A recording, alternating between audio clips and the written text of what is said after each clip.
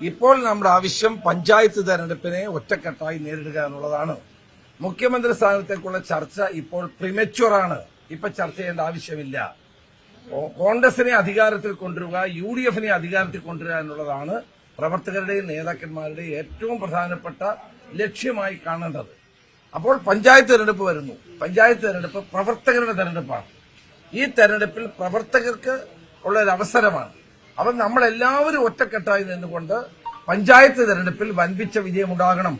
ഞാൻ KPCC പ്രസിഡന്റായിരുന്ന കാലത്താണ് 70% പഞ്ചായത്തുകൾ അന്ന് നേടിയത്. അതേപോലെ വിജയം ഉണ്ടാക്കാൻ വേണ്ടി കൂട്ടായി പരിശ്രമിക്കുക. പിന്നെ നിയമസഭ, അത് കഴിഞ്ഞാൽ നിയമസഭാ തെരഞ്ഞെടുപ്പാണ്. നിയമസഭാ തെരഞ്ഞെടുപ്പിൽ UDF ഭരണമെന്ന് ജനങ്ങൾ ആഗ്രഹിക്കുന്നു. ഈ ഭരണം പോകണമെന്ന് ജനങ്ങൾ ആഗ്രഹിക്കുന്നു. ഇതുപോലെ ജനവിരുദ്ധമായൊരു ഗവൺമെന്റ് കേരള ചരിത്രത്തിൽ ഉണ്ടായിട്ടില്ല.